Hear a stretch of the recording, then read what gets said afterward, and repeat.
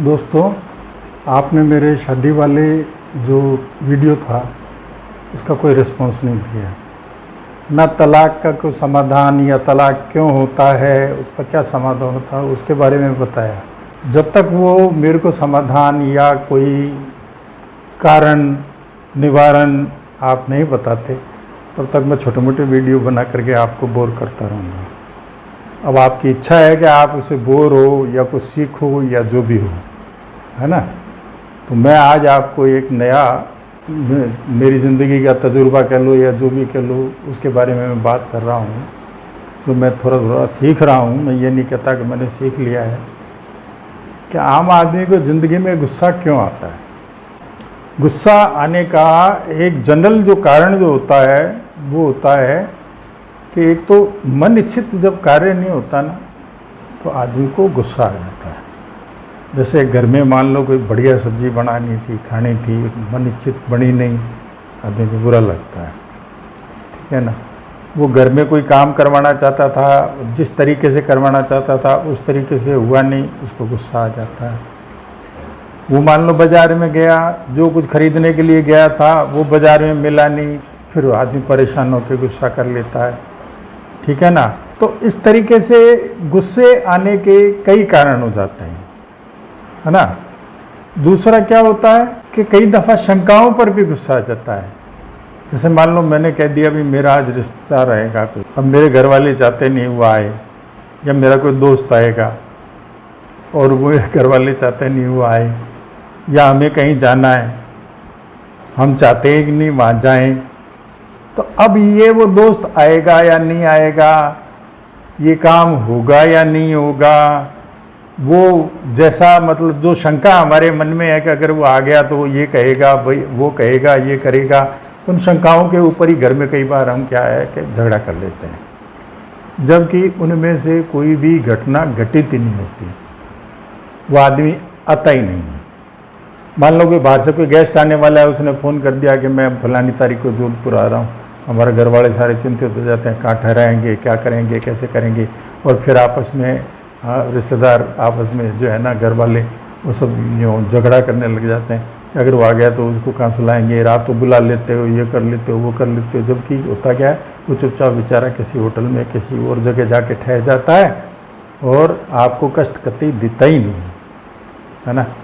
कई दफ़ा किसी आदमी के प्रति यूँ ही अपन एक भावना बना लेते हैं, वो आदमी बड़ा दुष्ट है, जबकि वो आदमी वाकई में दुष्ट होता नहीं, वो हमारा सहायक है। ये संभावनाओं के आधार पर भी हम लोग कई दफ़ा गुस्सा, झगड़ा ये सब कुछ कर लेते हैं, जबकि वैसा कुछ भी होता नहीं है। हम चले गए तो चोरी हो जाएगी, ठीक है ना, और पहले से ही घर में झगड़ा जंग, नहीं जाएंगे, क्या होगा, टेंशन में रहते हैं, परेशान रहते हैं, ठीक है ना। अब चोरी होगी जब होगी, नहीं होगी तो नहीं होगी, होगी तो हो जाएगी, हम कुछ नहीं कर सकते। लेकिन हम गुस्सा कर सकते हैं एक दूसरे पे, तुमने प्रोग्राम बना लिया, ऐसे नहीं ऐसे बनाना चाहिए था, ये नहीं ये करना चाहिए था, इस तरीके से हो जाता है। कई दफ़ा क्या होता है कि किसी के गलत व्यवहार करने के कारण भी हो जाता है। गलत व्यवहार में दुर्व्यवहार भी शामिल है कि कई दफ़ा कोई आदमी सामने से दुर्व्यवहार कर देता है, गाली गलौज कर देता है, कोई ऐसी ओछी हरकत कर देता है, उसके कारण भी गुस्सा आ जाता है। अब ये गुस्सा जो है ना आ जाना एक साधारण सी बात है, कॉमन प्रैक्टिस की बात है, तो इसमें कोई विशेष नहीं, लेकिन ये नुकसानदायक बहुत है। सबसे ज़्यादा नुकसानदायक ये व्यक्ति के खुद के लिए होता है, क्योंकि उसका खून जलता है, ठीक है ना। कई जगह तो वो कुछ कर गुजरता है तो हो सकता है नेगेटिव कर गुजरे तो नुकसान है, और अगर वो नहीं कर पाया और उस पर मनन करता रहा, विचार करता रहा, खून जलता रहा उसका, तो भी उसका नुकसान है। कुल मिला के जिस आदमी को गुस्सा आता है उसका ही नुकसान होता है। और गुस्से में सामान्यतया जितने भी निर्णय लिए जाते हैं, आप सामान्यतया अपनी पूरी लाइफ हिस्ट्री उठा करके देख लेना, वो निर्णय गलत ही होते हैं। सही निर्णय गुस्से में लिए ही नहीं जा सकते, ठीक है ना। और आप जानते हो कि गुस्से में लिए हुए निर्णय में तो कई बार कत्ल तक हो जाते हैं और उनकी सजाएं फिर उम्र भर आदमी को भुगतनी पड़ती हैं। तो ये सब गुस्से में किए गए कार्य होते हैं। अब बात ये आती है कि हम गुस्सा किस पे करते हैं। सबसे पहली बात तो हम गुस्सा उस पर करते हैं जिसको हम जानते हैं, जो हमारे सबसे नज़दीक होता है, जो हमारा सबसे प्रिय होता है, ठीक है ना, उसी पर हम सबसे ज़्यादा गुस्सा, चाहे वो कोई परिवार का सदस्य हो, दोस्त हो, ऑफिस का कोई साथी हो, है ना, और कोई सबॉर्डिनेट हो चाहे, उस पर भी गुस्सा कर लेते हैं। या हमारा जो ऑफिसर होता है वो जब हमें कोई गलतियां हमारी निकालता है या डांटता है या कुछ भी करता है तो उस पर भी हम गुस्सा करते हैं।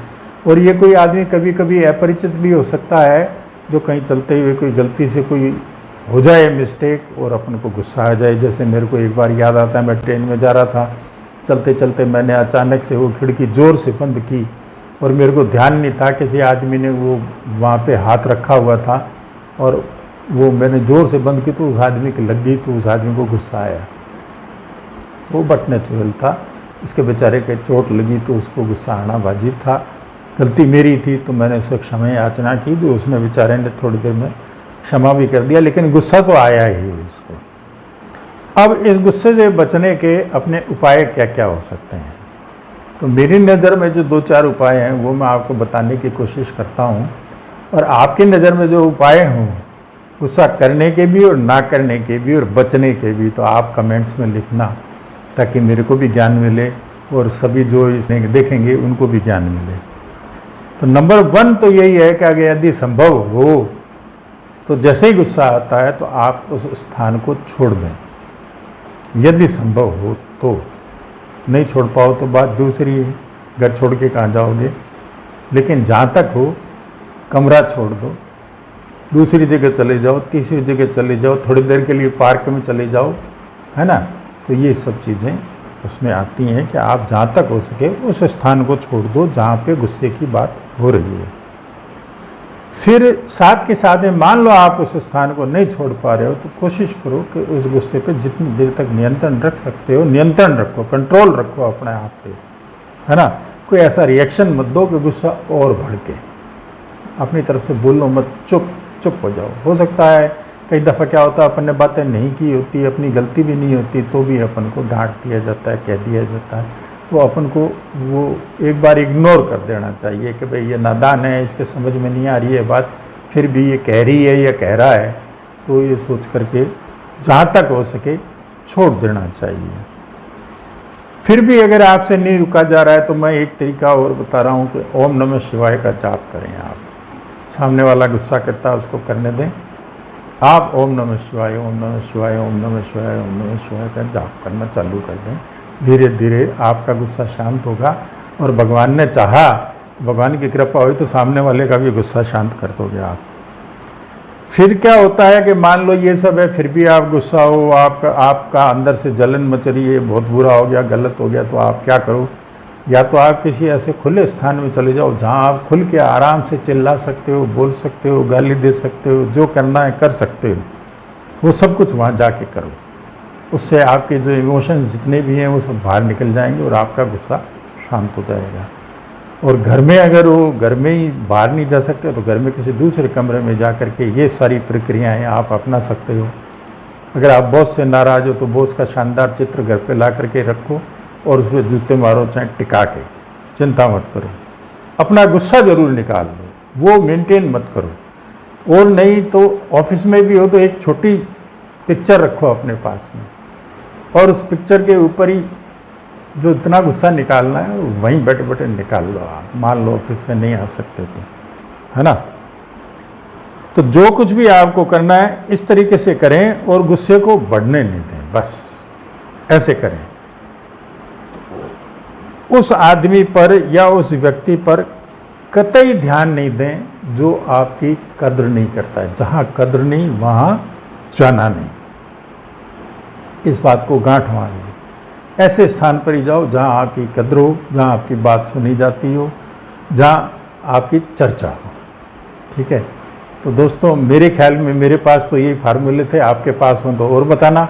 मेरे इस चैनल को सब्सक्राइब करना और कमेंट करना, शेयर करना और नए नए फार्मूले बताना मेरे को बड़ी खुशी होगी। धन्यवाद।